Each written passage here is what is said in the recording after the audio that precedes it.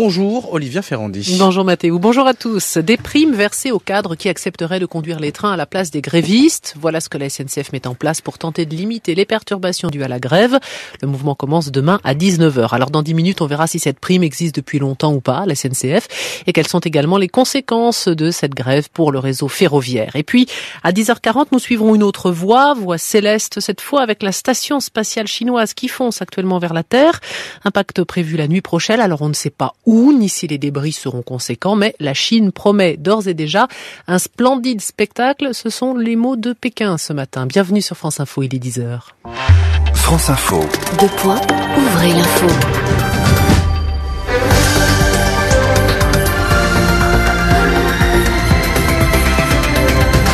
L'info à 10h, Laurélie Carif, bonjour.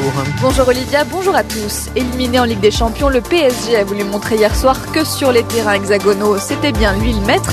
Face à Monaco, le club de foot parisien remporte la Coupe de la Ligue 3-0. Avec la grève à la SNCF, des lignes de train pourraient se retrouver fermées faute d'aiguilleurs. Selon Guillaume Pépi, le mouvement risque aussi de causer des perturbations en dehors des jours annoncés. Les détails dans un instant. Dans ce journal, on revient également sur la veillée pascale. À Rome, le pape François a baptisé un migrant nigérian devenu un héros en Italie après avoir arrêté un braqueur. On s'arrête également sur les manœuvres militaires menées conjointement par les États-Unis et la Corée du Sud. Malgré le réchauffement diplomatique avec Pyongyang, Washington ne veut pas relâcher tout de suite la pression sur Kim Jong-un. France Info.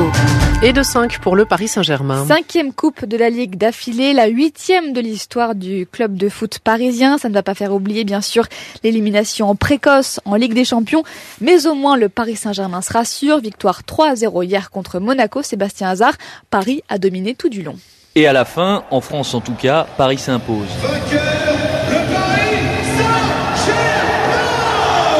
Une 5e victoire consécutive en Coupe de la Ligue, mais les Parisiens apprécient toujours autant, assure le gardien de but Kevin Trapp. Non, je ne veux pas dire on est habitué. On apprécie quand même chaque titre. Parfois on entend que c'est trop facile pour le PSG, mais c'est pas facile, on doit toujours tout donner, surtout face à Monaco. Surtout face à Monaco, l'équipe potentiellement la plus à même de leur poser des problèmes ou de les priver de titres reprend le milieu de terrain du Paris Saint-Germain, Adrien Rabiot. C'était compliqué avec Monaco la saison passée, on a laissé notre titre à Monaco et on voulait vraiment montrer cette saison qu'on gagne et qu'on continue d'amasser les trophées. Et puis avec Kylian Mbappé, c'est aussi plus simple. Contre son ancien club, l'attaquant parisien, homme du match, n'a certes pas marqué, mais il a été impliqué sur tous les buts, très à l'aise lors de cette finale. Note son coéquipier Marco Verratti. Avec sa vitesse, avec ses percussions, il a vraiment changé le match. C'est un jeu incroyable qu'on a la chance d'avoir ici à Paris. Comme en plus les décisions prises par l'arbitre avec l'assistance vidéo, décision juste à la fois sur le penalty et sur le but refusé à Radamel Falcao pour un hors-jeu étaient favorables au PSG.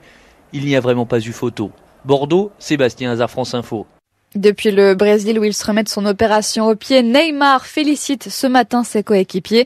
Je suis très heureux pour vous. Allez Paris, en français dans le texte, via son compte Instagram.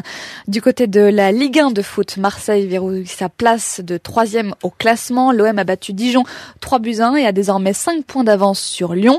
7 rencontres sont à suivre aujourd'hui sur France Info pour cette 31e journée de championnat. Ça commence à 15h avec Guingamp-Bordeaux.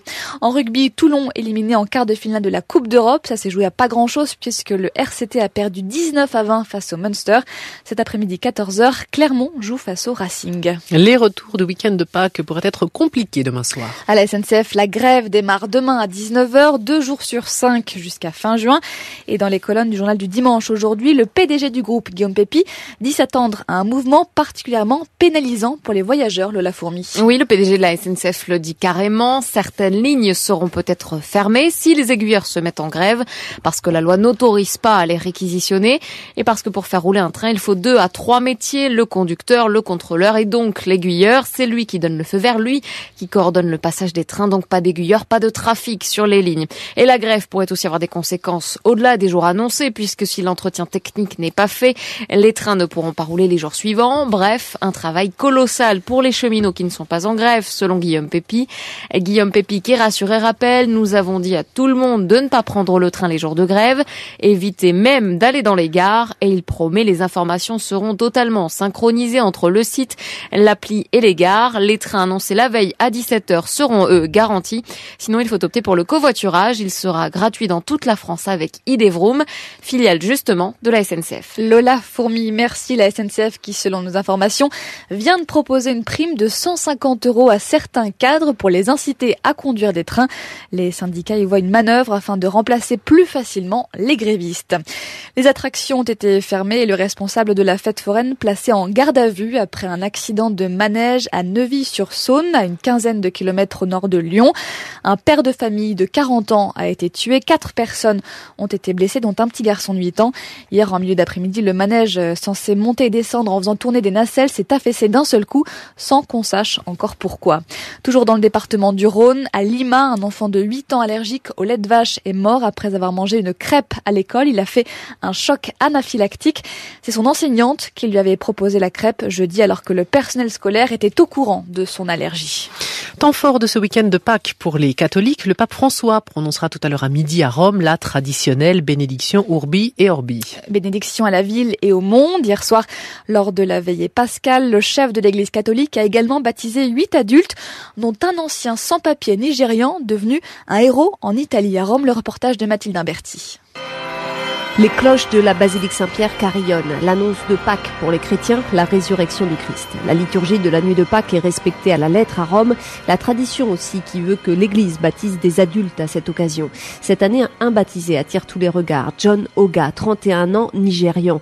Sa vie bascule lorsqu'il arrête il y a 6 mois un homme armé qui vient de braquer un supermarché. John fait la manche ce jour-là devant le magasin comme tant de migrants dans la capitale italienne. Pour son geste, il est récompensé, régularisé et enfin baptisé par le pape François en personne. Le pape des migrants qui, lors de cette veillée pascale, choisit soigneusement le message à faire passer, ne pas se résigner. C'est la nuit du silence du disciple. Le disciple s'envoie devant une réalité qui s'impose à lui, lui faisant sentir, et encore pire, lui faisant croire qu'il ne peut rien faire pour vaincre tant d'injustices que de nombreux frères vivent dans leur chair. Injustice, appel à l'engagement pour la paix, un fil rouge pour le pape François qu'il devrait suivre ce midi encore lors de la bénédiction Urbi et Orbi. Rome, Mathilde Imberti, France Info. De nouvelles manifestations attendues aujourd'hui à la frontière entre Gaza et Israël. Hier, des milliers de Gazaouis ont accompagné les cercueils de 16 manifestants palestiniens tués la veille par l'armée israélienne.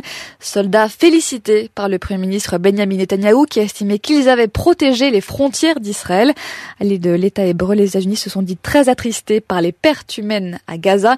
Ils ont toutefois refusé de soutenir une déclaration au Conseil de sécurité de l'ONU qui appelait toutes les parties à la retenue. C'est aujourd'hui que démarrent les traditionnels exercices militaires conjoints entre les États-Unis et la Corée du Sud.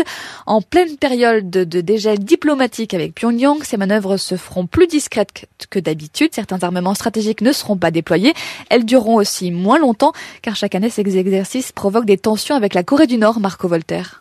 Nos manœuvres sont basées sur des exercices de défense. Il n'y a aucune raison pour la Corée du Nord d'y voir une provocation, a expliqué le Pentagone. Plus de 23 000 soldats côté américain, 300 000 côté sud-coréen sont mobilisés sur le terrain, mais aussi devant les ordinateurs capables de simuler des situations de guerre. Washington et Séoul avaient reporté les exercices à cause des Jeux olympiques d'hiver en Corée du Sud, des Jeux qui ont contribué à ouvrir la voie au réchauffement diplomatique jusqu'à laisser entrevoir une rencontre entre Kim Jong-un et Donald Trump. Le président américain a accepté de s'asseoir à la même table que le leader nord-coréen avant la fin du mois de mai. Peu d'informations filtrent sur la préparation de ce tête-à-tête alors que Donald Trump vient de s'entourer d'une nouvelle équipe diplomatique. En attendant, les États-Unis assurent vouloir maintenir la pression maximale, notamment via l'ONU qui a adopté cette semaine des sanctions contre ceux qui violent les embargos économiques frappant la Corée du Nord.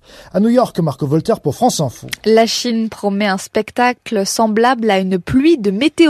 Une station spatiale chinoise en fin de vie va venir se désintégrer dans l'atmosphère la nuit prochaine. Où tomberont précisément les débris? Ça pourrait aller de la Nouvelle-Zélande jusqu'au Midwest américain. Une statistique plutôt rassurante, vu la surface occupée par les océans. Le risque qu'un être humain soit touché par un débris spatial de plus de 200 grammes est d'1 sur 700 millions, Olivia. Merci Laurélie.